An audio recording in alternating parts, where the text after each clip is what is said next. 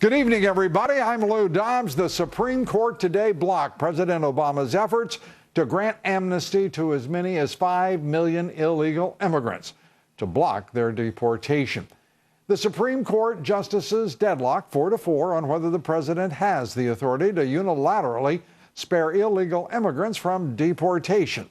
The ruling leaves in place a lower court ruling, the original ruling, that blocked the Obama amnesty fiat. And among our guests tonight, our favorite politicos, many of them, Tony Sayegh, Ebony Williams, Chris Plant. Also tonight, officials in the UK tallying votes after a record number of Brits voted on whether to remain in the European Union or leave the 28-nation bloc.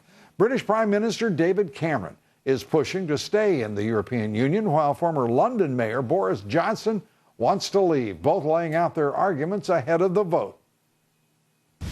So this vote, if we leave, is irreversible.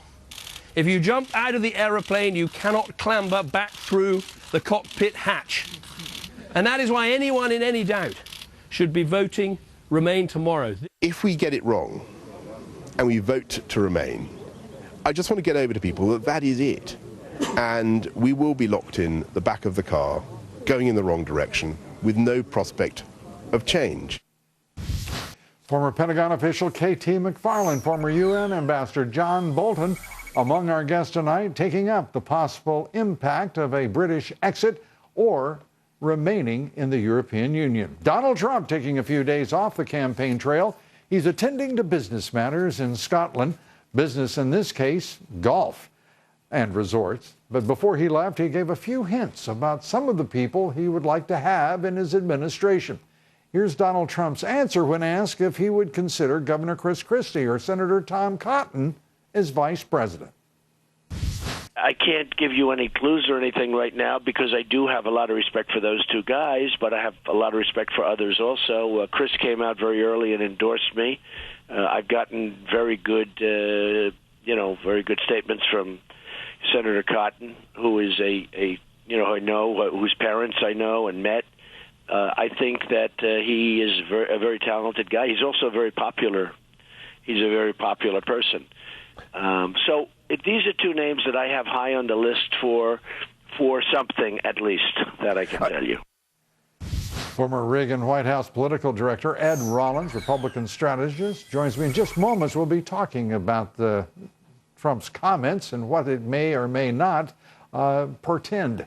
Our top story tonight, the Supreme Court blocking President Obama's executive fiat on illegal immigration and amnesty. The president today called the decision, quote, frustrating and heartbreaking, and then used the opportunity to take a shot at Donald Trump's immigration proposals.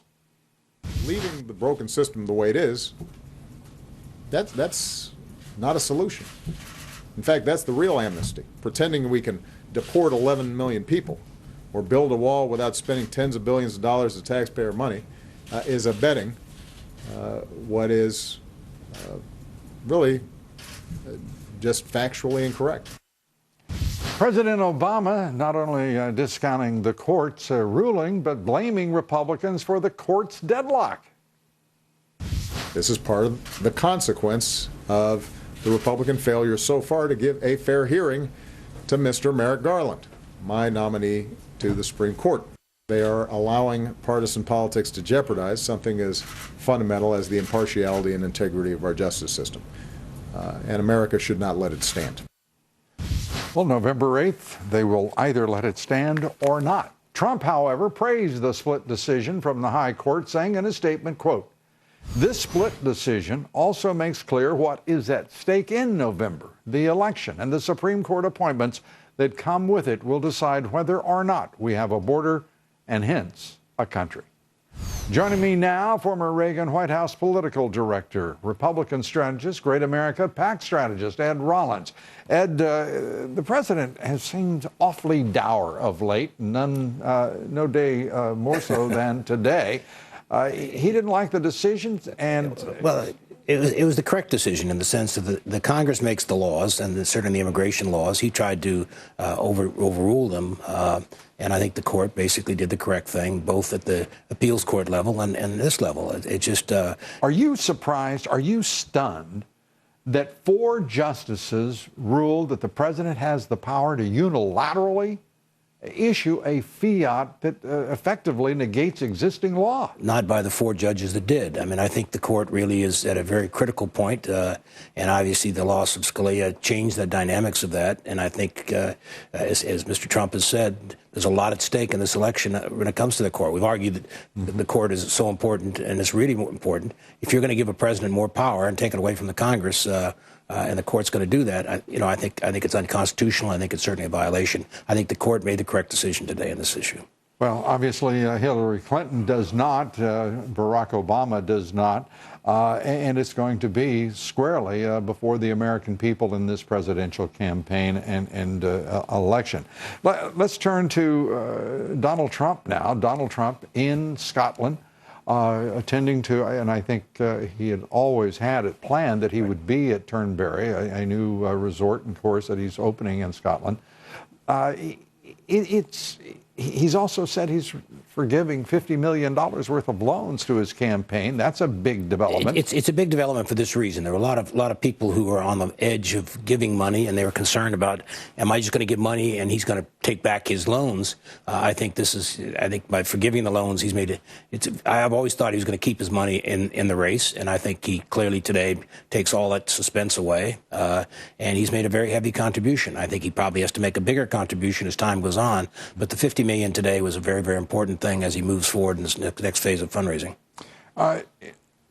Trump today told Hugh Hewitt that Senator Tom Cotton and Chris Christie, as we've just played that interview for you, Hugh asking about the vice presidential potentials. Those 2 are among them. Your thoughts on... Two very significant men. Obviously, Governor Christie's been governor for a substantial period of time, was chairman of the Governors Association, was a former U.S. attorney, meets all the criteria of experience. He's heading the transition team for Trump. He's a very effective fundraiser. He's had his share of controversy in his home state, but I think to a certain extent he's a great debater and obviously would be a very aggressive vice presidential. Cotton is not as well known, but he's a very substantial young senator and will be a big star in this party in the future. Yeah, he is very popular, as Trump said, and it's remarkable that a young senator like Cotton has achieved that popularity. Well, I think he's one of the most popular members and one of the most respected members, and I think to a certain extent we've got a great group of young senators, and he certainly is right at the front of that class. And today, Paul Ryan, coming off a session-ending maneuver to end the Democratic sit-in protesting gun rights, he decided that he would not speak about Brexit. Now, I'm going to have to compliment the speaker, who I'm not always complimenting on this broadcast. First, for the way in which he handled that sit-in in that staged theatrics of the Democrats, but also having the sense to stay out of Brexit. It was a smart decision. We all ought to stay out of it. It's not our decision. It's the people of Great Britain, and obviously they're making or have made the decision already. It's their issue. It's a domestic issue, just like we wouldn't like the prime minister basically endorsing a candidate here or arguing about what our court should do. You mean like Barack Obama telling the Brits how to vote? Well, he should not have done that. But, I don't have any control over him or anybody else in the political system. I can only comment on it. I was utterly convinced you did. And I had a bone or 2 to pick with you. Ed, thanks so much. My Appreciate pleasure. it. Thank you, Ed sir. Rollins. We're coming right back. We've got a lot more tonight. We'll have the very latest for you from London on the Brexit vote and much, much more. Stay with us. The Supreme Court's 4-4 ruling kills Obama's amnesty fiat. However, Hillary vows to keep illegal immigrants pouring over our southern border. She's pledged to grant mass amnesty and in her first 100 days end virtually all immigration enforcement and thus create totally open borders for the United States. What will be the ruling's effect on jobs, the economy, the upcoming general election? Lee Sweell and Rebecca Rose Woodland join us.